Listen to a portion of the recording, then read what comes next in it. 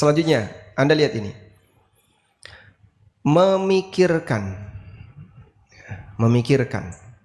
Manusia dalam hidup ini dia selalu memikirkan.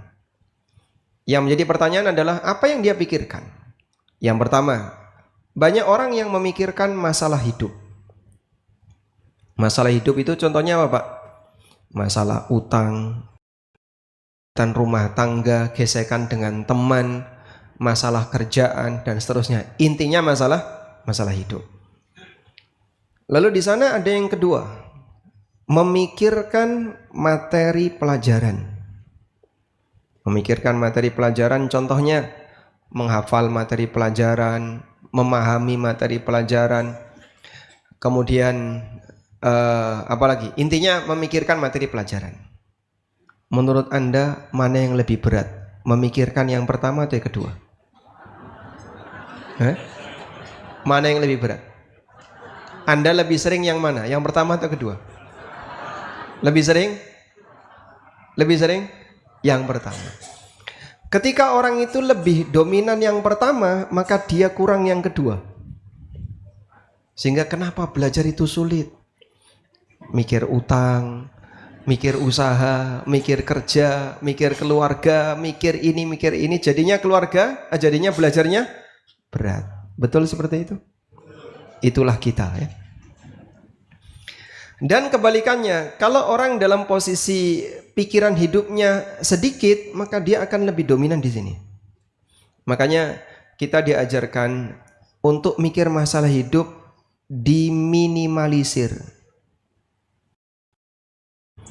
Kurangi. Caranya bagaimana? Tanamkan rasa tawakal. Sehingga untuk urusan masalah hidup, Anda punya zat yang mengatur kehidupan. Tidak semuanya harus Anda pikirkan. Serahkan kepada zat yang maha kuasa atas segalanya, Allah Subhanahu wa ta'ala. Sementara untuk yang kedua, Islam mengajarkan diperbanyak. Sehingga Nabi SAW banyak memberikan motivasi kepada kita untuk belajar dan belajar. Itu belajar yang mana? Mikir masalah hidup atau mikir pelajaran? Yang mana? Pelajaran. Kenyataannya kita lebih suka mikir masalah hidup daripada disuruh mikir pelajaran. Belajar bahasa Arab, ketemu huruf jar, mutung. Ini baru saja disuruh menghafal min ila an ala bi filika rubba. Suruh menghafal huruf jar, berat Pak Ustadz.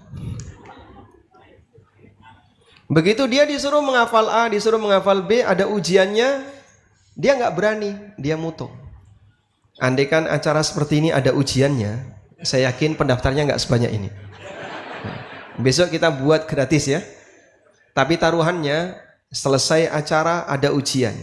Jika nilainya di bawah rata-rata, bayar. Sanggup insya Allah Pak?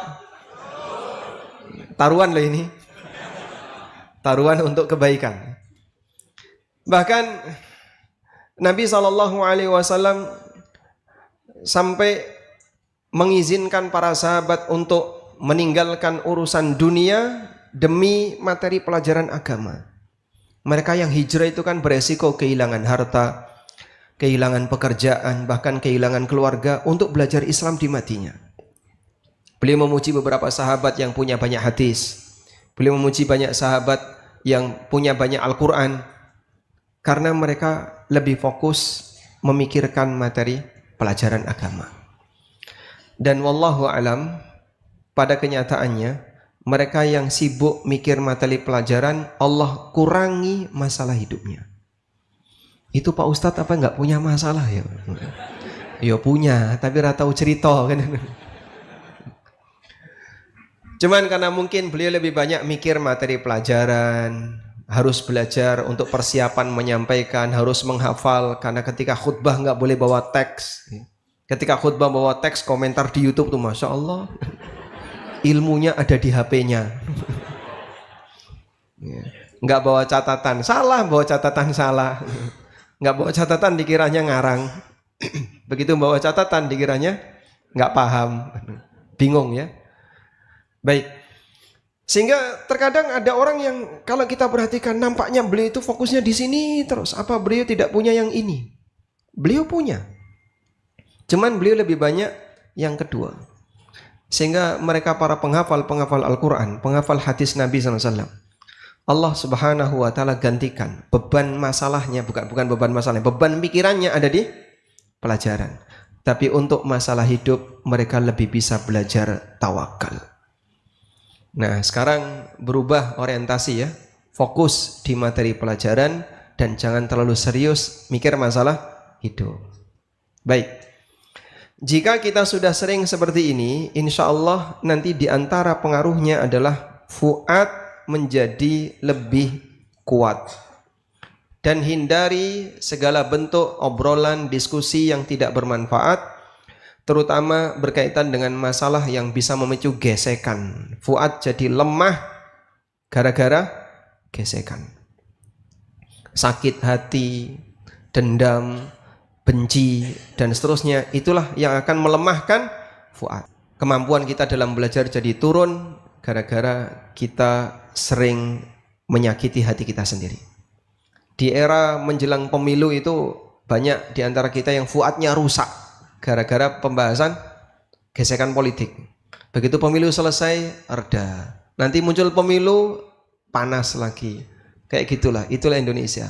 Memanas setiap 5 tahun sekali.